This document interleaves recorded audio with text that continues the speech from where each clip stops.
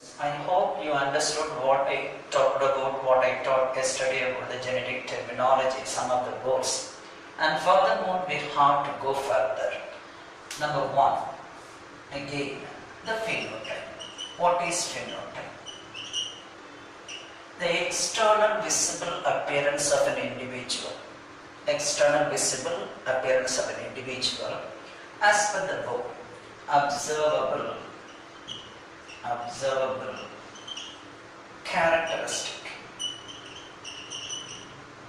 Observable characteristic of an organism. This is the definition as per the book. So the visible appearance or observable characteristic of an organism is called phenotype. Suppose you are taking, for example, so I am taking phenotype as well as a genotype together. Genotype.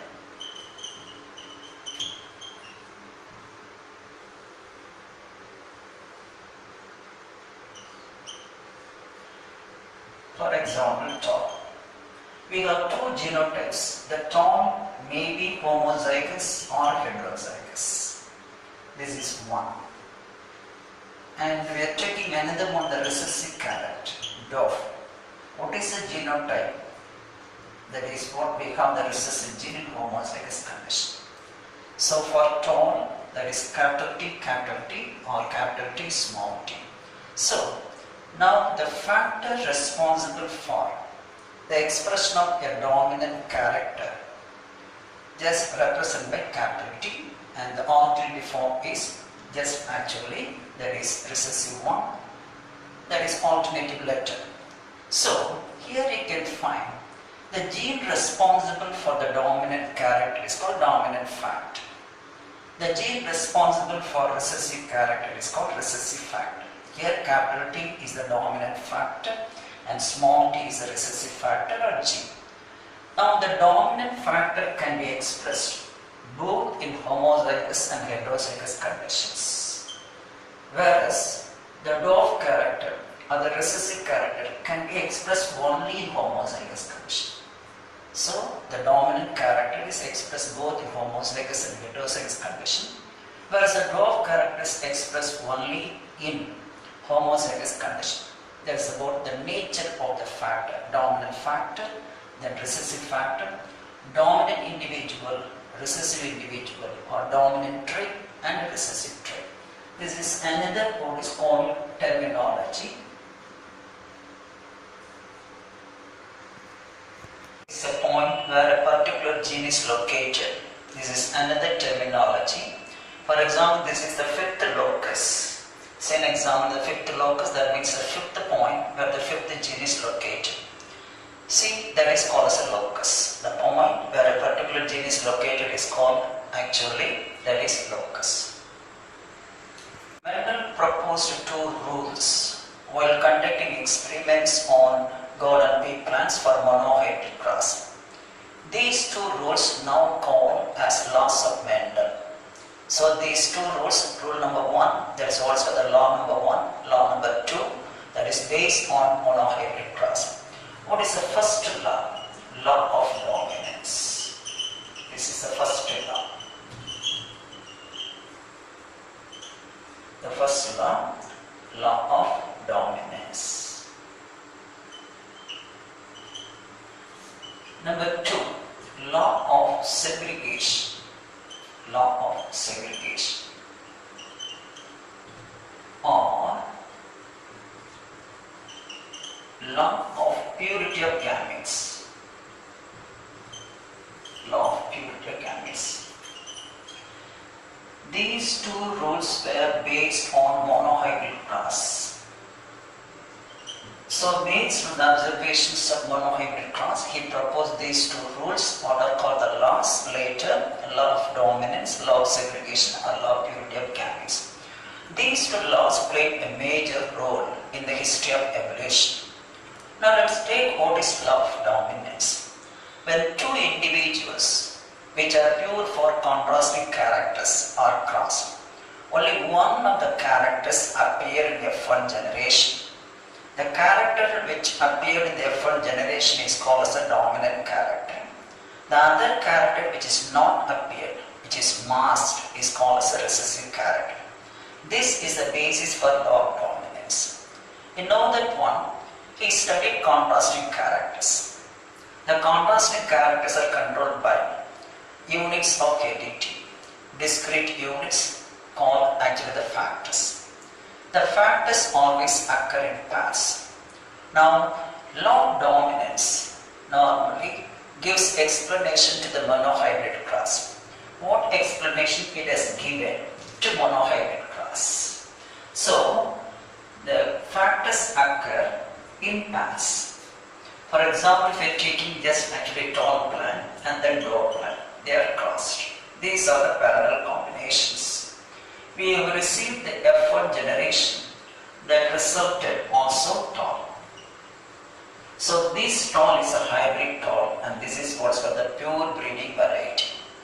Now in the F1 generation you can see only one of the factors appear in the F1 generation and both the factors appear in the F2 generation. So it explains or it gives explanation to the monohybrid class. What is that one? Number one, the recessive factor or what we call the recessive character, the trait, appeared only in the F2 generation and reappear in the F2. So that's meaning. So I repeat once again. Now the recessive factor or the recessive trait appeared only in the F2 generation, whereas both the recessive and the dominant traits, the recessive and dominant factors appeared in the F2 generation. That is the explanation given by this law of dominance. So only the recessive character appears in the F2 generation. Actually, both recessive and dominant characters appear in the F2 generation.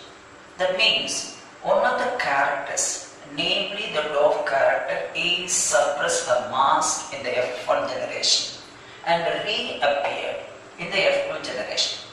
So it also explains the proportion of 3:1 ratio obtained in monohybrid cross in F2 generation. So what is the importance of law of dominance?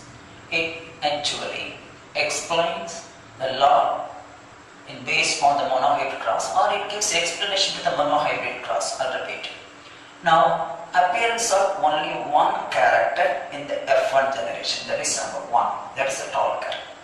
And appearance of both the traits in F2 generation, that is the second one, that is a proposal according to the law of dominance. It also proposed the appearance of, that is 3:1 ratio, or it also proposed the proportion of 3:1 obtained in F2 generation. So this is called the importance of law of dominance. Appearance of only one character in F1 generation, appearance of both in F2 generation. It also explains the proportion of 3:1 ratio obtained in F2 generation. So again, what is law of dominance? When two individuals which are pure for contrasting characters of a pair or cross, only one character appears in the F1 generation, and that is called as a dominant character, and the gene is called dominant factor. The one which is not seen in the F1 generation is called as a recessive factor. That is also recessive character. Either we can say recessive character or recessive factor. With reference to factor, we can say recessive factor. With reference to character, we can say what is called recessive character. So this is called law of dominance. It is based on the results of monohybrid cross. Law of Mendel, what is called the law of dominance, is based on the monohybrid cross. Now the second law of Mendel is called law of segregation or law of purity of gametes. It is also based on the observations of monohybrid cross. What is the law of segregation? Once again we are crossing two individuals which are pure breeders. I am taking Tom, pure breed, and dog, pure breed. So this is pure breed and that one is also pure breed. These are the parents. When they are crossed, we are getting F1 generation resulting in what is called hybrid tall. All the plants are tall, but hybrid. So this is hybrid tall, this is pure tall. Now in this case, so when you are taking F1 generation, we are getting hybrid tall. When two hybrid talls are crossed, when two hybrid tones are crossed, we are getting the F2 generation. We are getting the F2 generation in the ratio of 3 tau and 1 dwarf. 3 tau, 1 dwarf. We'll study about this one later in monohybrid cross. So we are crossing two pure breeding varieties for contrasting characters. Then we are getting F1 generation, the hybrid tone. Then two hybrid tones are self-fertilized or self-pollinated. This is what is called the cross-pollination or cross-fertilization. And this is called self-pollination or self-fertilization. That resulted in F2 generation with a 3 tone and 1 dwarf. Now, what is law of segregation? So, if we are taking the capital T and small t, in F1 individual, there is no blending of these two alleles or genes. There is no blending. Blending means there is no mixing. So, both the characters are seen as such in the F2 generation. See, both the characters appear in the F2 generation. That showed that the two genes remain together without mixing or without blending. The appearance of dwarf character once again, that is in F2 generation, indicated that there is no blending or mixing. Both the characters appear as such in the F2 generation. Although one of the characters, namely the recessive character, is suppressed or masked in the F1 generation. So there is no appearance of this recessive character in F1, but the appearance of that recessive character in F2. And this is the analysis for what is called law of segregation. What's the meaning for that one? So there is no mixing, there is no blending. During gamete formation, the two alleles of a pair, they segregate and separate, so that each gamete receives only one allele of that pair. This is only one gene of that pair. This is called law of segregation. The meaning for the word separation. The two alleles, the dissimilar alleles, what we have in F1, just normally the two alleles in F1 remain together without mixing. They segregate and separate during gamete formation, and so that each gamete receives only one of the two alleles. So this is called law of segregation. As normally the gametes contain only one of the two alleles, the gametes are always pure, they never hybrid. The gametes are always pure, having only one allele, they never hybrid. Hence this law is also called law of purity of gametes. Law of segregation, segregation and separation of the two alleles, entering the two alleles separately into two different gametes. And each allele has either capital T or small t. Hence called law of purity of gametes. That means the gametes never hybrid, they are always pure, having only one allele for a particular trait. Suppose we are taking homozygous individuals. This is homozygous. If we are taking homozygous individuals, they produce similar gametes. They produce similar gametes. I am taking another example of homozygous individual, recessive homozygous. Here also we have received gametes, and all the gametes contain only small t or recessive allele. So this is also what we have, homozygous individuals produce similar gametes. If we are taking heterozygous individuals, these are all heterozygous individuals, they produce dissimilar gametes in equal proportion. They produce dissimilar gametes in equal proportion. That is 50% of the gametes with a capital T and 50% of the gametes with a small t. So the appearance or the reappearance of dwarf character in the F2 generation indicated that there is no mixing or blending of what is called the alleles of the genes.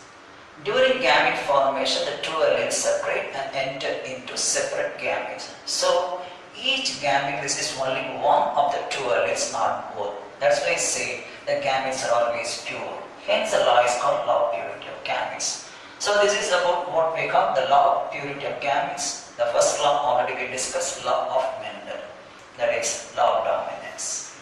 Involving a single character Inheritance of single character, we can say crosses involving the inheritance of single character is called monohybrid cross or called monohybrid crosses.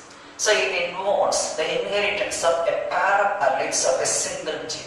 Involves the inheritance of a pair of alleles of a single gene. Suppose you are taking the parents. This is an illustration what we have. So we have pure breeding tall plants. This is a phenotype, and pure breeding dwarf plant.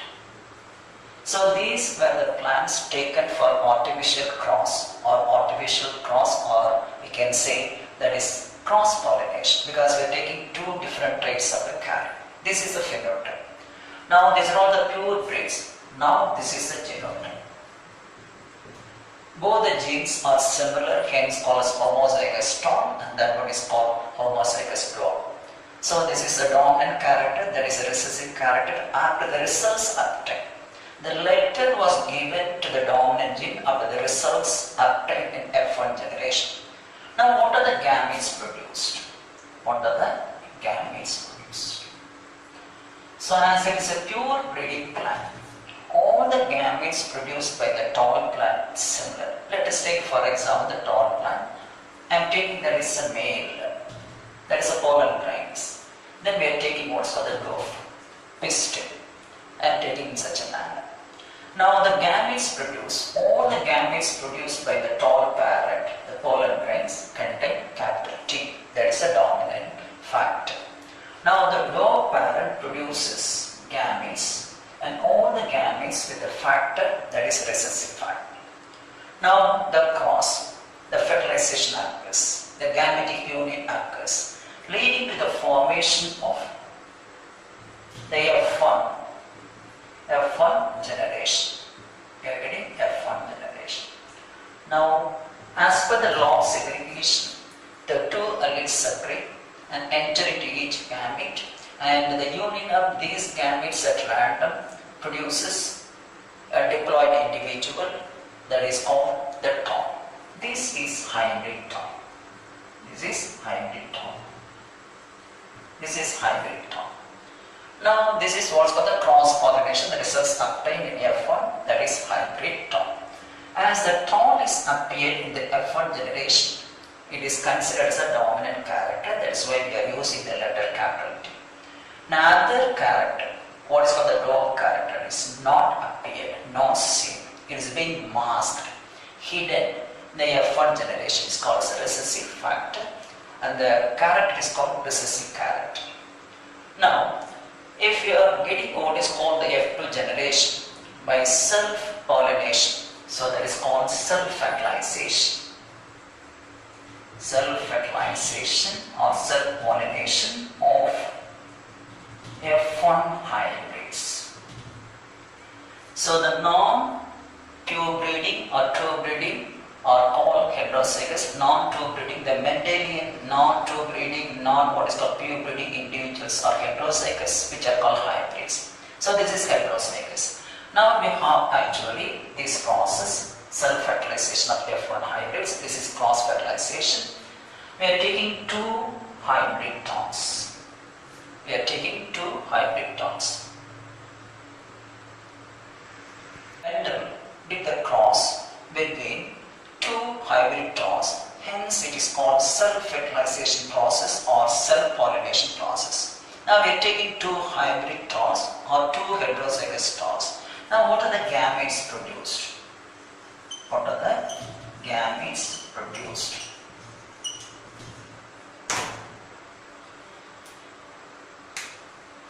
Now each individual produces two different types of gametes in equal proportions. 50% of the gametes with the capital T and 50% of the gametes with the small t. This is because the two alleles in a hybrid do not mix, do not blend.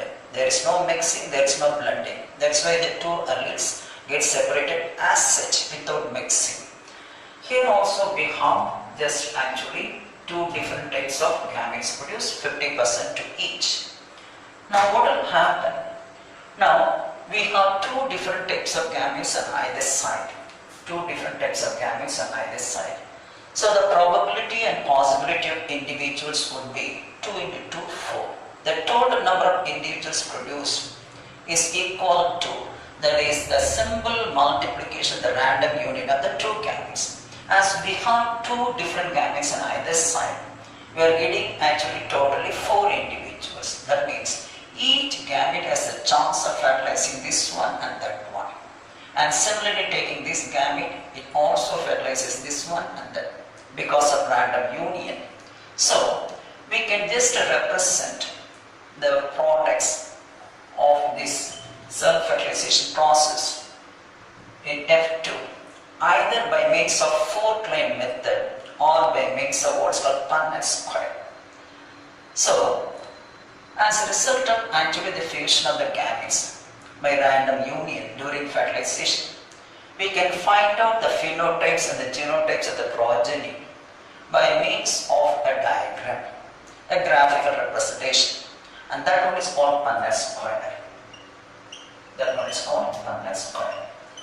So we can represent the products of F2 either in the form of Punnett square or in the form of four-cline method. Four-cline method. So the phenotypes and the genotypes of the progeny of F2 resulted due to the union of gametes during fertilization can be explained clearly by means of a Punnett square or four-cline method. The Punnett square was actually represented by a person, a British geneticist, Reginald C. Punnett. He was the first person just actually proposed this Punnett square. So what is Punnett square? Now this is a graphical representation to calculate the genotypes, actually the possibility and the probability of the genotypes in the progeny with reference to particular trait. So what is actually Punnett square? It is a graphical representation to calculate the genotypes. You can calculate the probability and possibility of genotypes of the offspring, and that is called, that is Punnett square board. So what is actually Punnett square? This is the definition. So it is a graphical representation to calculate the possibility and the probability of genotypes of the offspring. Okay, by which one can find out, that is the genotypes and phenotypes. And I will take first one, that is a four-cline method. I am taking this gamete, fertilizing this one. Maybe this is what is called the male and this is female. So the pollen grains are dusted on the stigma. Now this is one. We are getting this one variety. It also has a chance of equally fertilizing this one. We are getting this. We are taking this gamete. It has a chance of fertilizing this one. It also has a chance of fertilizing this one. So this is what is called the four-cline method. This is called what is known as four-cline method. Now in the four-cline method, at the end of actually F2, the results obtained were 3 tall and 1 dwarf.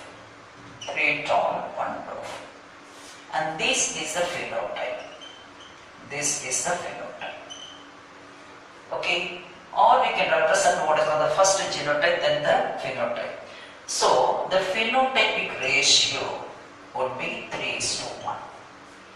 If we are taking the genotypic ratio, not all the 3 talls are same. They are different in their genetic constitution.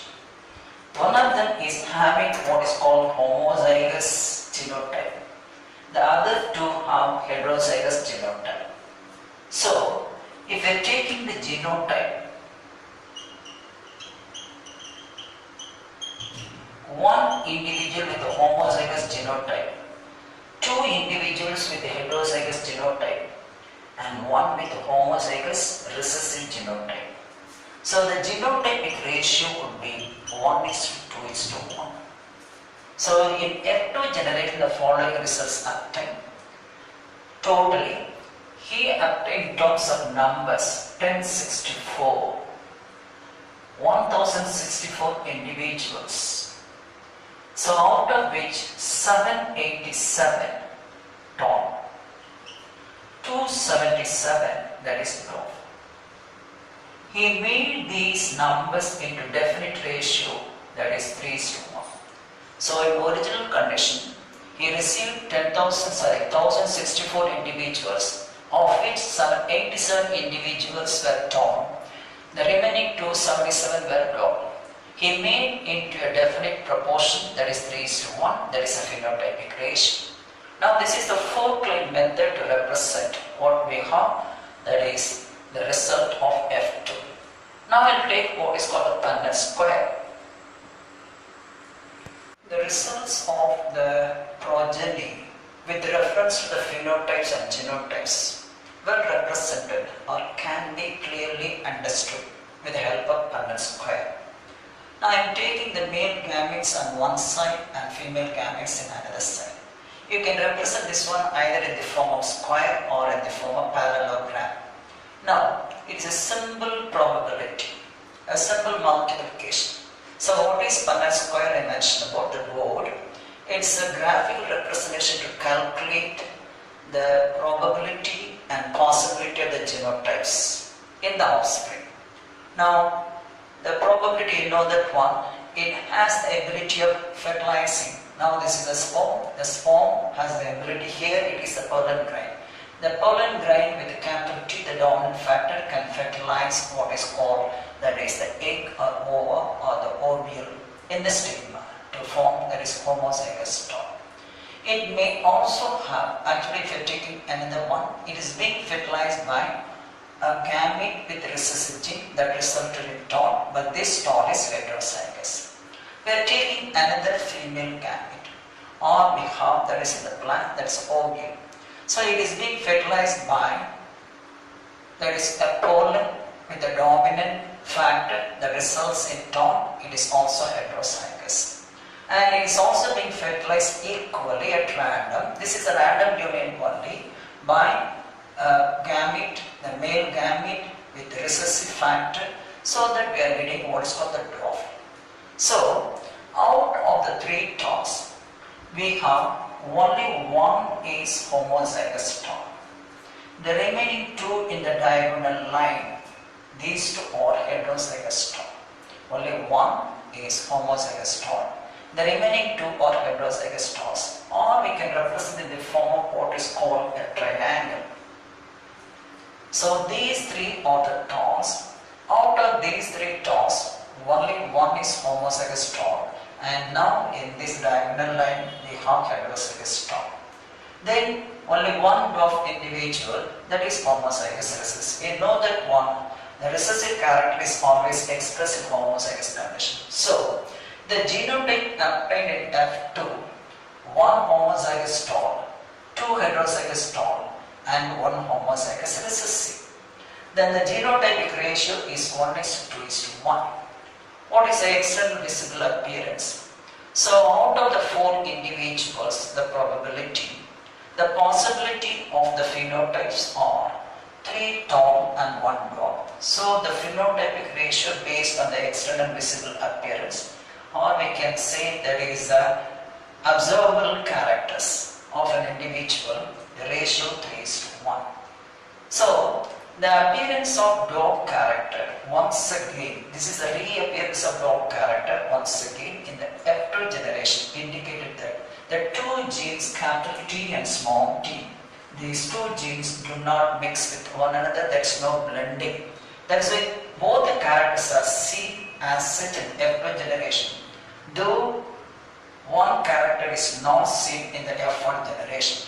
So the reappearance of actually the dwarf character only, there is a conclusion, and that is what is called the result, that gives a proof that there is no mixing of capital T and small t, that is called blending. This is called blending. There is no blending, there is no mixing. That's why we have the reappearance of once again the dwarf character in the F2 generation.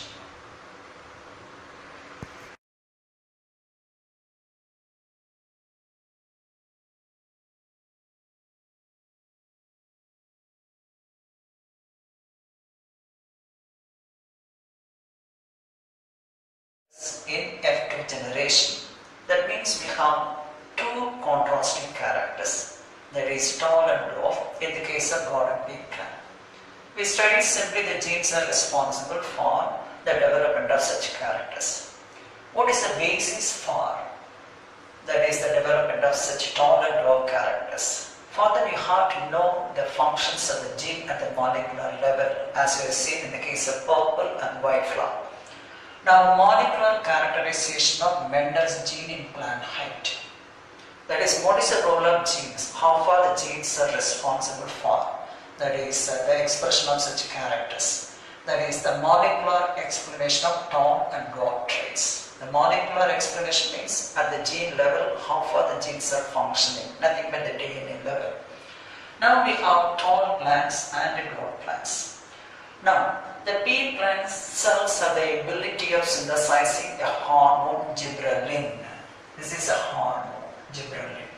This is concerned with, you know that one, the length of the plant, the height of the plant. When the plants are actually supplied with the gibberellins artificially, resulting in stem elongation, otherwise called bolting process, you studied in 11th standard and physiology. Now, the gibberellin actually found in a precursor molecule, it's being converted into an active gibberellin molecule, what is called GA1. This is an active gibberellin molecule. Now, all the cells have the ability of converting this precursor, means the forerunner, that is the basic molecule, into active gibberellins. In the case of tall plant, it is being brought about by an enzyme involved in what is called gibberellin synthesis pathway. This enzyme is coded by the gene, that is LE gene. We have already seen the gene for height. Now, the gene, at least one gene, is responsible. We have actually homozygous condition and a heterozygous condition. At least one or two dominant genes responsible for the expression of what is called the enzyme, which is involved in biosynthetic pathway, that is gibberellin synthesis pathway. Now, the gene or allele one dominant letter, that one codes for the functional enzyme. So, when dominant gene is present, it expresses itself and produces the functional enzyme, so that the conversion of gibberellins into active gibberellins is taking place. That results in the elongation of the stem, so that the plant becomes tall. Now, what about in the case of dwarf plant? So, the tall plant is a dominant character. The gene for the expression of the enzyme is also dominant. Now, this is what is called the genotype of that is tall plant enzyme responsible for conversion, or it may be in heterozygous condition. So, these are the two genotypes responsible for the expression of the enzyme which converts gibberellins into active gibberellins. So, this is what about the dominant character, the tall plant. In the case of dwarf plant, now the gene is recessive. So, dwarf plant is homozygous recessive, know that one. The gene for the production of the enzyme to convert the gibberellin's precursor molecule into active gibberellin is under the control of dominant gene. But here there is no dominant gene is present and both the genes are recessive. So there is no formation of enzyme, no enzyme production. And as such, there is no conversion of gibberellin's precursor molecule into active gibberellin GA1. Now the allele, that is recessive allele LE, that codes for non-functional enzyme. So there is no functional enzyme produced. This is because of the presence of recessive allele and the absence of dominant allele. So there is no growth of the plant due to the absence of gibberellin hormone responsible for the growth of the plant, increase in length of the plant. There is no increase in the length of the plant. As such, the plant is dwarf in nature because of the absence of what is called enzyme, which converts inactive gibberellins into active. And this enzyme is coded by a gene. The gene is in recessive form, so the allele codes for only non-functional enzyme. That resulted no growth, so the plant is dwarf. So this is a molecular basis or the functional basis of gene, either the presence of tone plant or the growth plant in the case of codon P.